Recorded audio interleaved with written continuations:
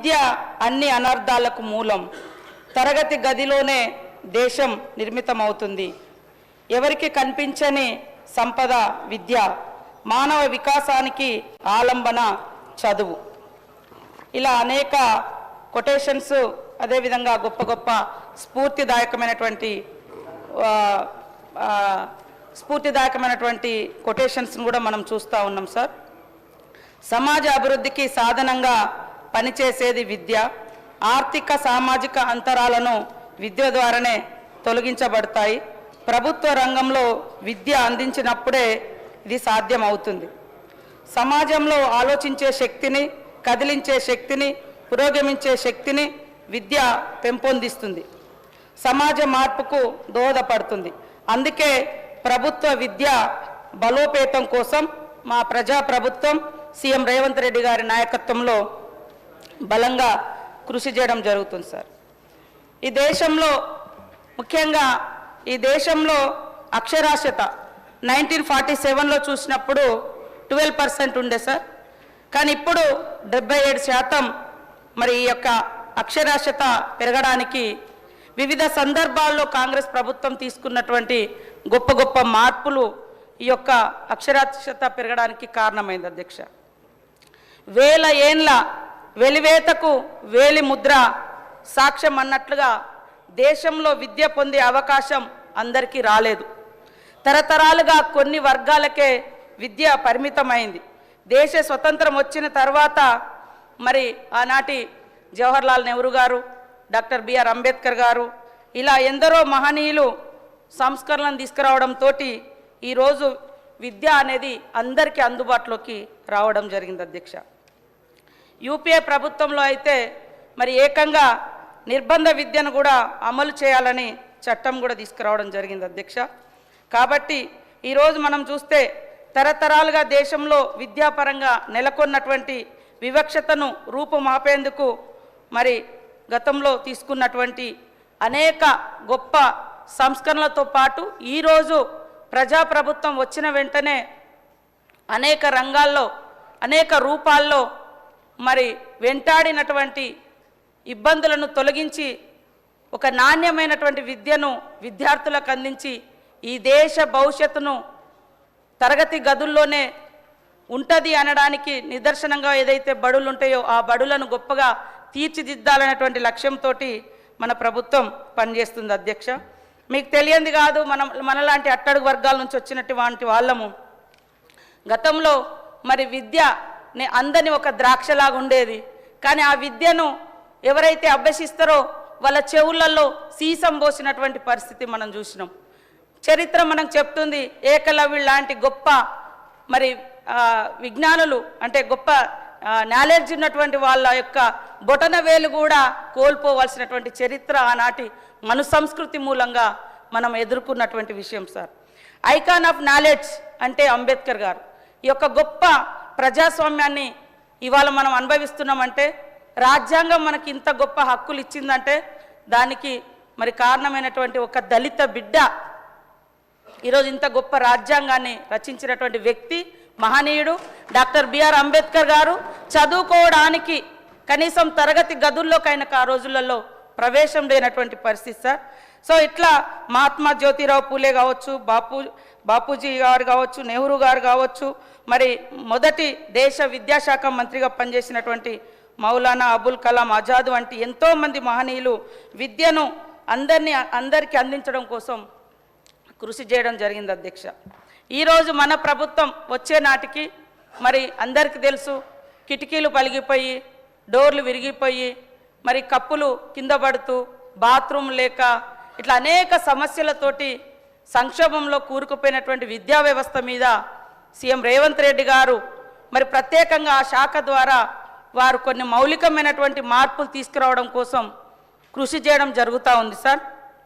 ఈరోజు దానిలో భాగంగానే తెలంగాణ ప్రభుత్వంలో 3751 రెసిడెన్షియల్ పాఠశాలలను, అదేవిధంగా 25,941 సాధారణ పాఠశాలను రాష్ట్ర వ్యాప్తంగా నడుపుతున్నది. నాణ్యమైన విద్యను అందించడం, సమగ్ర అభివృద్ధికి అనుకూలమైన వాతావరణాన్ని వారికి సమకూర్చడం ఈ సంస్థ యొక్క ప్రధాన లక్ష్యం.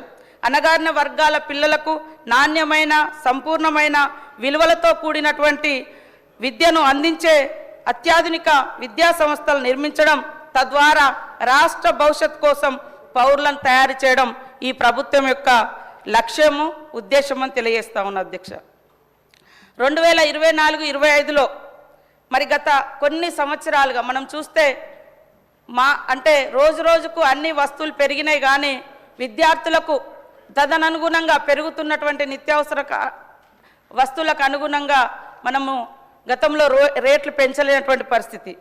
16 సంవత్సరాల తర్వాత 200% మరి కాస్మెటిక్ ఛార్జెస్ పెంచినటువంటి ఘనత ఈనాటి ప్రజాప్రభుత్వం అధ్యక్ష. అదేవిధంగా మరి డైట్ ఛార్జెస్ కూడా 40% డైట్ ఛార్జెస్ కూడా పెంచడం జరిగింది. ఈ యొక్క పెంపుదలకు ప్రత్యేకంగా ఒక మార్పు కోసం మరి సీఎం రేవంత్ రెడ్డి గారు ఈ విప్లవాత్మకమైనటువంటి మార్పు తీసుకొచ్చి పిల్లలకు మంచి భోజనం, మంచి విద్య, మంచి అవకాశాలు కల్పించాలనేటువంటి ప్రయత్నం చేస్తున్నందుకు ఒక ట్రైబల్ హాస్టల్స్ నుంచి వచ్చినటువంటి విద్యార్థులుగా మేము కూడా వారికి ప్రత్యేకంగా ధన్యవాదాలు తెలియజేస్తా ఉన్నాం అధ్యక్ష. ఈరోజు చూస్తే 1వ తరగతి నుంచి 7వ తరగతి వరకు 2017 వరకు 950 రూపాయలు ఉండే అధ్యక్ష. అది ఇప్పుడు 1300 డైట్ ఛార్జెస్ 1330 పెరిగింది అధ్యక్ష. 8వ తరగతి నుంచి 10వ తరగతి వరకు మరి 1100 ఉండే అధ్యక్ష. ఈరోజు 1540 రూపాయలు ఒక్కో విద్యార్థికి ఈ నేటి ప్రభుత్వం ఖర్చు పెడుతుంది అధ్యక్ష. ఇంటర్ నుంచి పీజీకి 1500 రూపాయలు 17లో ఉంటే ఈరోజు 2100 రూపాయలు మరి నాటి ప్రభుత్వం ఖర్చు పెట్టడం జరుగుతుంది అధ్యక్ష. ఇట్లా ప్రతి దగ్గర మనము విద్యార్థులకు నాణ్యమైనటువంటి భోజనాన్ని అందించాలనేటువంటి లక్ష్యంతో ఇది పెంచుకోవడం జరిగింది అధ్యక్ష. సవరించిన కాస్మెటిక్ ఛార్జెస్ కూడా మరి చూస్తే 3వ తరగతి నుంచి 7వ తరగతి వరకు బాలికలకు 2008 వరకు 55 రూపాయలు ఉంటే అది 175 రూపాయలు నేటి ప్రజాప్రభుత్వంలో సీఎం రేవంత్ రెడ్డి గారి యొక్క శాఖ ద్వారా సీఎంగా వారు ఇది నిర్ణయం తీసుకొని ఇది పెంచడం జరిగింది అధ్యక్ష. బాలికలు 8వ తరగతి నుంచి 10వ తరగతి మరియు 8 నుండి 10 మరియు 11 సంవత్సరాల వయసు పైబడిన బాలికలు 75 రూపాయలు 2008లో ఉంటే ఈరోజు కాస్మెటిక్ ఛార్జెస్ వచ్చి 275 రూపాయలు పెరిగినాయి అధ్యక్ష. అదేవిధంగా 3వ తరగతి నుంచి 7వ తరగతి వరకు బాయ్స్ హెయిర్ కటింగ్ ఛార్జెస్తో పాటు గతంలో 62 రూపాయలు ఉంటే ఇప్పుడు 150 రూపాయలు పెరగడం జరిగింది అధ్యక్ష. 8th నుండి 10th వరకు మరియు 11 ఇయర్స్ పైబడినటువంటి అబ్బాయిలకు హెయిర్ కటింగ్ ఛార్జీతో పాటు గతంలో 62 రూపాయలు ఉంటే ఇప్పుడు 200 రూపాయలు పెరగడం జరిగింది అధ్యక్ష. ఈ మధ్యకాలంలో మనం చూస్తే మరి ఫుడ్ పాయిజన్ కానీ అస్వస్థత రకరకాల చర్చలు కూడా వచ్చినాయి, కొన్ని జరిగిన మాట కూడా వాస్తవం. అయితే ఇది ఈ ప్రజాప్రభుత్వం వచ్చినాకనే జరిగిందనేది అవాస్తవం. ఇది చాలా సంవత్సరాలుగా ఇది కొనసాగుతుంది. గత 10 సంవత్సరాల్లో కూడా పెద్ద ఎత్తున బల్లి పడ్డది, వానపాం పడ్డది, అదేవిధంగా జెర్రీ పడ్డది, ఇట్లా అనేకంగా కూడా మరి వేల మంది అస్వస్థకు గురైన మాట వాస్తవం. ఏదేమైనా ఇలాంటి సిచ్యువేషన్ వచ్చే రోజులలో రాకూడదు, ఇది అంతం కావాలి అనేటువంటి లక్ష్యంతో ఒక పెనుమార్పులను తీసుకురావాలన్నటువంటి ఉద్దేశంతో మరి మన ప్రభుత్వం ఆహార భద్రతా కమిటీ అదేవిధంగా టాస్క్ ఫోర్స్ ఏర్పాటు కూడా చేయడం జరిగింది అధ్యక్ష.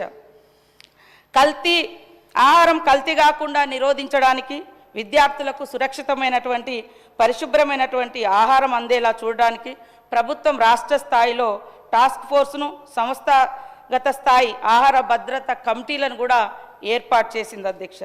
ఆహార భద్రతా కమిటీ నాణ్యత, పరిశుభ్రత పట్ల రోజువారీ పర్యవేక్షణ చేపడుతుంది. అక్కడ హెడ్ మాస్టర్ కానీ, ప్రిన్సిపాల్ కానీ, వార్డన్ తదితర వాళ్ళతోటి మరి సిబ్బందితో ఈ యొక్క ప్రమాణాలు సాధించడానికి, భవిష్యత్తులో అవాంఛనీయ సంఘటనలు జరగకుండా నివారించడానికి ఓరియంటేషన్ మరియు అవసరమైనటువంటి పద్ధతులను కూడా ఇవ్వడం జరిగింది అధ్యక్ష. Common diet, compulsory diet, standard operating procedure కూడా రాబోయే కాలంలో అమలు చేయాలని ఆల్రెడీ మన ప్రభుత్వం నిర్ణయం తీసుకొని మరి మొన్న మేమందరం కూడా ఎమ్మెల్యేలు కానీ, మంత్రులు కానీ, ఇతర ప్రజాప్రతినిధులు కానీ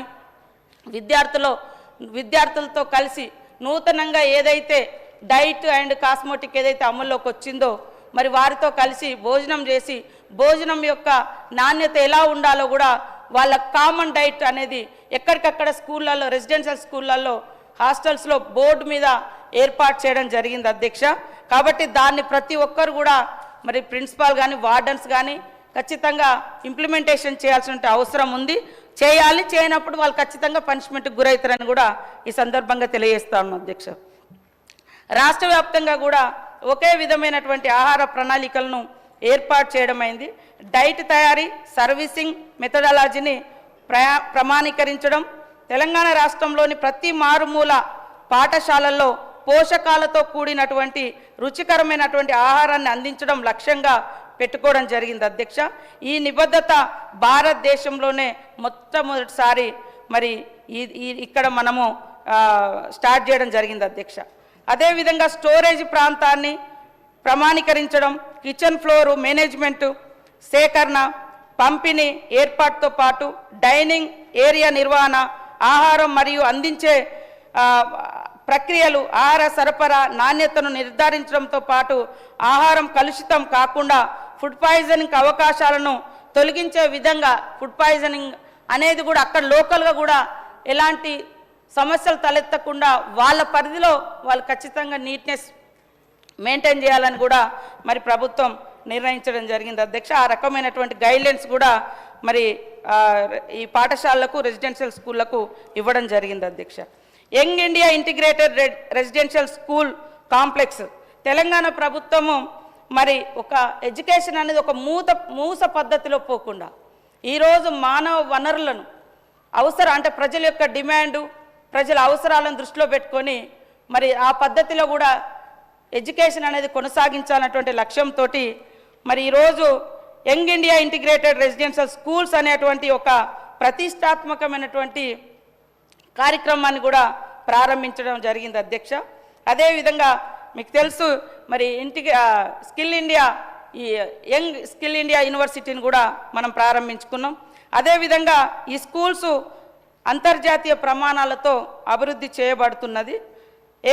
చేయబడుతున్న ఏకైక సంపూర్ణ కాంప్లెక్స్లో వివిధ సొసైటీల కింద నిర్వహించబడుతున్న రెసిడెన్షియల్ పాఠశాలలను సమ్మిళితం చేయడానికి ప్రయత్నిస్తున్న ఒక ప్రతిష్టాత్మకమైనటువంటి దూరదృష్టితో కూడుకున్నది అధ్యక్ష. తెలంగాణ ప్రభుత్వం 24-25లో మరి ఈ సంవత్సరంలో 54 యంగ్ ఇండియా ఇంటిగ్రేటెడ్ రెసిడెన్షియల్ పాఠశాలను మంజూరు చేయడం జరిగింది. ఆ పాఠశాలల నిర్మాణం కోసం 2,500 కోట్లను కూడా మరి మన ప్రభుత్వం ఆల్రెడీ కేటాయించడం జరిగింది అధ్యక్ష. మరి ప్రభుత్వం వచ్చి రాగానే చాలా సమస్యలతో ఇబ్బంది పడుతున్నటువంటి స్కూళ్లను రిపేర్ చేయాలి, వాళ్లకు మౌలిక సదుపాయాలు కల్పించాలన్నటువంటి లక్ష్యంతో సీఎం రేవంత్ రెడ్డి గారు అమ్మ ఆదర్శ పాఠశాలను కూడా కమిటీలను కూడా ఏర్పాటు చేయడం జరిగింది. దాంట్లో ప్రధానంగా మహిళా గ్రూప్ సభ్యులతోటి ఆయా గ్రామాలలో ఉండేటువంటి పాఠశాల స్కూళ్ళల్లో అక్కడ లోకల్ ఎస్హెచ్సి గ్రూప్ మెంబర్స్ తోటి కమిటీస్ కూడా నిర్మించడం జరిగింది అధ్యక్ష. ఆ కమిటీల ద్వారా దాదాపుగా రాష్ట్రంలో 25,941 ప్రభుత్వ పాఠశాలలు, 495 కేజీబీలో అత్యవసర పనుల నిర్వహణ కోసం మరి డబ్బులు కేటాయించి పనులను చేపట్టడం జరిగింది అధ్యక్ష. అందులో తాగునీటి సౌకర్యాలను కల్పించడం, తరగతి గదుల విద్యుద్దీకరణ, చిన్న తరహా మరమ్మతుల పనులు, ప్రస్తుతం ఉన్న నిర్వహణలో ఉనికిలో లేని మరుగుదొడ్ల పునరుద్ధరణ, వీటి నిర్వహణ, బాలికల మరుగుదొడ్ల నిర్వహణ, ఈ పనులను చేపట్టడం జరిగింది అధ్యక్ష. అమ్మ ఆదర్శ పాఠశాలల కమిటీలను పాఠశాల స్థాయి స్కూళ్ళలో అక్కడ లోకల్గా ఉండేటువంటి మెంబర్స్ తోటి మరి నిర్మాణం చేయడం జరిగింది. లోకల్ వాళ్ళే పాఠశాల కమిటీలకు గ్రామ సంస్థ, ప్రాంతీయ స్థాయి సమైక్య అధ్యక్షుడు, చైర్పర్సన్గా ఉండేటట్టుగా నిర్ణయించడం జరిగింది అధ్యక్ష. 14,737 పాఠశాలల అత్యవసర నిర్వహణ పనులు పూర్తయ్యాయి. అమ్మ ఆదర్శ పాఠశాలల కింద 657 కోట్ల 9 లక్షల రూపాయలను ఈ యొక్క పునరుద్ధరణ, ఈ రిపేర్స్, వీటన్నిటి కోసం కూడా మరి కేటాయించి పని చేయించడం జరిగింది అధ్యక్ష.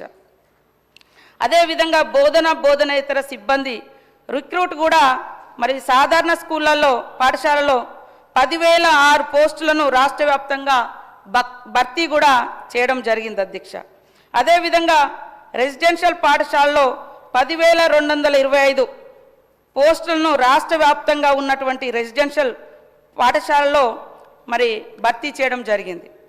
మీరు చూస్తే దాదాపుగా 2 దశాబ్దాలుగా కూడా పదోన్నతులకు నోచుకోనటువంటి టీచర్స్కు ప్రమోషన్స్ కానీ ట్రాన్స్ఫర్స్ కానీ చేసినటువంటి ప్రభుత్వం మన ప్రజాప్రభుత్వం అధ్యక్ష. సాధారణ పాఠశాలలో 8,630 లాంగ్వేజ్ పండిట్ల అప్గ్రేడ్ పదవులను ఇవ్వడం జరిగింది అధ్యక్ష. 1848 పీఈటీల అప్గ్రేడ్ పదవులతో పాటు 21,419 టీచర్లకు పదోన్నతులు కల్పించడం జరిగింది. అదేవిధంగా రెసిడెన్షియల్ పాఠశాలలో 3,424 టీచర్లు, 63 మంది బోధనేతర సిబ్బందికి పదోన్నతులు కల్పించడం జరిగింది. వివిధ ఇన్స్టిట్యూషన్లలో దాదాపు ఒక దిక్కేమో మరి లాంగ్వేజ్ పండిట్ వాళ్ళదైతే దాదాపుగా 18 సంవత్సరాలు 20 సంవత్సరాలు పెండింగ్లో ఉండే వాళ్లకు కూడా ప్రమోషన్స్ ఇవ్వడం జరిగింది. తర్వాత వివిధ ఇన్స్టిట్యూషన్లో ఇంకా మిగతా టీచర్స్కు 8 సంవత్సరాల తర్వాత మరి పదోన్నతులు కల్పించడం జరిగింది సార్. దీని మూలంగా వాళ్ళందరూ కూడా ఇంకా ఉత్సాహంగా పనిచేసి మానసికంగా మేము అవకాశం ఉన్నా కూడా మాకు ప్రమోషన్స్ రాలే, అవకాశాలు ఉన్నా కూడా మరి ఒకే చోట చాలా ఏళ్ళుగా పనిచేసినటువంటి వాళ్ళని కూడా కొంత ట్రాన్స్ఫర్స్ కూడా చేసి వాళ్ళ యొక్క ఆత్మస్థైర్యాన్ని అదేవిధంగా వాళ్ళలో ఒక ఉత్సాహాన్ని నింపడం కూడా జరిగింది అధ్యక్ష. మరి గత ప్రభుత్వం మేము చాలా మార్పులు తీసుకొచ్చినాం, చాలా గొప్పగా చేసినామని చెప్పారు. సరే, ఒకప్పుడు గ్రామాలలో విద్యుత్ అనేది చాలా తక్కువ ఉండేది కొన్ని ఏళ్ళ క్రితం. ఇప్పుడు మనం స్వతంత్రం వచ్చిన కొత్తలో మన దేశంలో 12% అక్షరాస్యత ఉండేది. ఇప్పుడు మనం పెంచుకుంటూ వచ్చినాం. అట్లనే స్కూళ్ళల్లో గత కొంతకాలంగా మారుతున్నటువంటి స్కూల్ ఎడ్యుకేషన్కి అనుగుణంగా కరెంటు కూడా మరి ఇవ్వలేనటువంటి పరిస్థితి. కాబట్టి ఉచిత విద్యుత్తును మనం అక్కడ ఈ సంవత్సరం ఒక్కంటికి 118 కోట్ల వ్యయంతో 26,858 ప్రభుత్వ పాఠశాలన్నింటికి కూడా సంవత్సరం ఒక్కంటికి 200 కోట్ల వ్యయంతో 3,242 రెసిడెన్షియల్ పాఠశాలలకు ఉచితంగా విద్యుత్తును కూడా సమకూర్చడానికి తెలంగాణ మరి ప్రజాప్రభుత్వం 5వ తారీఖు 9వ నెల 2024వ తేదీన ఉత్తర్వులు కూడా జారీ చేయడం జరిగింది అధ్యక్ష. అన్ని పాఠశాలలో మరి ఫ్రీగా ఉచిత విద్యుత్తును అందించాలి, ఆ సౌకర్యాన్ని కూడా అన్ని పాఠశాలలో మరి కనెక్షన్స్ కూడా ఇవ్వాలని ఆదేశించడం జరిగింది అధ్యక్ష. మధ్యాహ్న భోజనం కూడా మరి కేంద్ర ప్రభుత్వం 60% ఇస్తే మన ప్రభుత్వం నుంచి 40 రాష్ట్ర ప్రభుత్వం వాటా 40% ఉంది అధ్యక్ష. వాటిని కూడా మరి రేట్లు పెంచి గతంలో ₹5.45 ఉంటే మరి 1వ తరగతి నుంచి 5వ తరగతి వరకు ₹6.19 పెంచడం జరిగింది అధ్యక్ష. అదేవిధంగా ₹8.17 ఉన్నటువంటి మరి 8వ తరగతి నుంచి 9వ తరగతి వరకు 6th నుంచి 8th వరకు ₹9.28 పెంచడం జరిగింది అధ్యక్ష. 8 నుంచి ₹9.28 పెంచడం జరిగింది. ₹10 ఉన్నటువంటి ఇంటర్ వాళ్ళది ₹10.67 ఉన్నటువంటి మరి మధ్యాహ్న భోజన పథకంలో ఖర్చును ₹17.78కు గుడ్డు ధరతో సహా మరి వంట ఖర్చును పెంచడం జరిగింది అధ్యక్ష. అదేవిధంగా వచ్చి రాగానే మరి యూనిఫామ్ విషయంలో కూడా ప్రభుత్వం ఒక ఛాలెంజ్గా తీసుకొని మరి 1వ తరగతి నుంచి 10వ తరగతి వరకు ఉన్నటువంటి 21,19,439 మంది విద్యార్థులకు రెసిడెన్షియల్ పాఠశాలలో 9 లక్షల మంది విద్యార్థులకు ప్రభుత్వం 2 జతల యూనిఫారాలను అందించడం జరిగింది అధ్యక్ష. ముఖ్యంగా గతంలో కుట్టుగూలి ₹50 ఉండే, కానీ మధ్య దళారులు కూడా ఎంటర్ కాకుండా ఈ యొక్క కుట్టు పని కూడా మహిళా సంఘాలకు ఇచ్చి మహిళలను బలోపేతం చేయాలని ₹50 ఉన్నటువంటి మరి యూనిఫామ్ రేటును ₹75 కూడా మన ప్రభుత్వంలో సీఎం రేవంత్ రెడ్డి గారు పెంచడం జరిగింది అధ్యక్ష. తద్వారా 30,000 మంది సభ్యులకు లబ్ధి జరిగింది అధ్యక్ష. 30,000 మందికి ఇందులో లబ్ధి పొందడం జరిగింది. అదేవిధంగా మరి రాష్ట్రంలో ఫస్ట్ టైం స్కూళ్ళ నిర్వహణ, గతంలో చూస్తే స్కూళ్ళ నిర్వహణ గ్రామ పంచాయతీలకు ఒప్పజెప్పేది అధ్యక్ష. గ్రామ పంచాయతీలకు కూడా వాళ్ళ నిర్వహణ ఒక స్పెషల్ ఫండ్ అనేది లేకపోవడంతో నిర్వహణ అనేది అస్తవ్యస్తంగా ఉండే. సో ఇప్పుడు రాష్ట్రంలో మొట్టమొదటిసారి మరి అన్ని ప్రభుత్వ మరియు స్థానిక సంస్థ మోడల్ స్కూళ్ళకు కూడా 2024-25లో సంవత్సరంలో స్కూల్ ఫెసిలిటీ మెయింటెనెన్స్ గ్రాంట్ను మన ప్రభుత్వం మంజూరు చేసింది అధ్యక్ష. ఈ గ్రాంట్స్ ద్వారా మరుగుదొడ్లను శుభ్రపరచడం కానీ, మొక్కల పెంచడం కానీ, మొక్కలకు నీరు పోసుకోవడం కానీ, పాఠశాల ఆవరణను శుభ్రపరచుకోవడం కానీ, వాళ్ళకు లోకల్గా అంటే స్కూల్ ప్రెమిసెస్లో ఎలాంటి అవసరాలు ఉంటాయో సౌకర్యవంతంగా ఉండేందుకు నీట్నెస్ కోసం మరి విద్యార్థుల ప్రయోజనాల కోసం కూడా ఈ యొక్క గ్రాంట్ను మన ప్రభుత్వం కేటాయించడం జరిగింది అధ్యక్ష. పాఠశాల పారిశుద్ధ్య నిర్వహణ మెరుగుదల కోసం ప్రభుత్వం ఇప్పుడు 136 కోట్ల 10 లక్షల మొత్తాన్ని మంజూరు చేయడం జరిగింది. ఈ యొక్క డబ్బులను ఎస్హెచ్జి గ్రూపుల ద్వారానే, ఎందుకంటే అమ్మ ఆదర్శ పాఠశాలలు మనం పెట్టడం జరిగింది కాబట్టి వాళ్ళ బిడ్డలే అక్కడ చదువుకుంటారు. సో వాళ్ళకి ఇవ్వడం ద్వారా ఒక స్పెషల్ కేర్ కూడా తీసుకుంటారనే ఉద్దేశంతో ఈరోజు మన ప్రభుత్వము వారికి కేటాయించడం జరిగింది అధ్యక్ష. కాబట్టి మరి ఏ ఒక్కటి కూడా గతంలో పెండింగ్లో ఉన్నటువంటి అనేక సమస్యలు కానీ, డబ్బుల కేటాయింపు కానీ, గురుకులాలకు కూడా గతంలో కొన్ని పెండింగ్ బిల్స్ అవన్నీ ఉన్నా కూడా మన ప్రభుత్వంలో క్లియర్ చేసి ఇలా విద్యార్థులు ఈ దేశ భవిష్యత్తు కాబట్టి వాళ్ళు ఈ దేశ మానవ వనరులు అనేటువంటి లక్ష్యంతో విద్యా వ్యవస్థను పటిష్టపరచాలన్నటువంటి లక్ష్యంతో ఈ ప్రభుత్వం ముందుకెళ్తుంది అధ్యక్ష. అదేవిధంగా ఒక విద్యార్థిగా నేను కూడా ఒక మావర్మూల గ్రామాల నుంచి వచ్చి నిత్య విద్యార్థిగా recently I completed my LLM with successful sir. ఈ మధ్యనే ఉస్మానియా యూనివర్సిటీ నుంచి కూడా నేను ఎక్కడో ఉద్యమాల నుంచి వచ్చి చదువు అనేది చాలా ఇంపార్టెంట్ అనేది నేను నా జీవితంలో నేర్చుకున్న అంశం సార్. మనతోటి అన్నీ పోయినా కూడా జ్ఞానం కానీ చదువుకున్నది కానీ ఎవరు గుంజుకోలేనిది. మన జీవితంలో అనేక మార్పులు, మన రకరకాల వ్యక్తులు, వ్యవస్థలు, పదవులు వస్తుంటాయి పోతుంటాయి, కానీ ఇది మాత్రం పక్కాగా ఎడ్యుకేషన్ అనేది మనతో ఉంటుంది. వేల మందికి మనకున్న జ్ఞానాన్ని పంచవచ్చు. సో అట్లాంటి మానవ వనరులను మనం తయారు చేయాలన్నటువంటి లక్ష్యంతో ఈరోజు ప్రభుత్వం పనిచేస్తూ ఉంది అధ్యక్ష. దానిలో భాగంగానే మేము ఆ ప్రాంతాల నుంచి, ఆ మారుమూల గిరిజన ప్రాంతాల నుంచి వచ్చి ఇప్పటికి కూడా చదువుకోవాలన్నటువంటి తపనతో ఉన్నటువంటి విద్యార్థులకు మాలాంటి వాళ్ళం కూడా చెప్పుకుంటూ ఉంటాం, అరే మేము ఇంకా మా చదువులు ఆపలేదు, ఇంకా చదువుకుంటున్నాం, మీరు బలంగా చదువుకోండి. దానికి బలహీనమైనటువంటి ఆహారం ఉంటే వాళ్ళు నిజంగా ఆకలి ఎంత ఇబ్బంది పెడుతుందో తెలుసు కాబట్టి అలాంటి పరిస్థితి ఉండకూడదనే ఉద్దేశంతో ఈయన మన ప్రభుత్వం మరి ఈ అన్ని డైట్ ఛార్జెస్ కానీ, కాస్మెటిక్ ఛార్జెస్ కానీ పెంచి ఈ ఫుడ్ పాయిజన్ లాంటివి కూడా ఘటనలు జరగకుండా ఎక్కడికక్కడ టాస్క్ ఫోర్స్ కమిటీ కానీ, ఆహార భద్రతా కమిటీ కానీ ఇవి ఏర్పాటు చేస్తూ మిగతా అందరి యొక్క సహాయ సహకారాలతోటి ఏం చేసినా మనం పిల్లల భవిష్యత్తు మనం అంటాం, మనం ఏం చేసినా ఎందుకోసమే నీ పిల్లల భవిష్యత్తు కోసమే. సో ఈ దేశ భవిష్యత్తు మన పిల్లల చేతిలో ఉంటుంది కాబట్టి ఈ పిల్లల్ని అద్భుతంగా రాణింప చేసేందుకు అధికార ప్రతిపక్షం అనే తేడా లేకుండా అందరం సమదృష్టితో, సమన్వయంతో మన విద్యాలయాలను, అదేవిధంగా మన విశ్వవిద్యాలయాలను అన్నింటిని కూడా సక్సెస్ఫుల్గా తీర్చిదిద్దే విధంగా అందరూ సహకరించాల్సిన అవసరం ఉందని తెలియజేస్తూ నాకు ఈ అవకాశం ఇచ్చిన మీకు ప్రత్యేక ధన్యవాదాలు. నమస్కారం.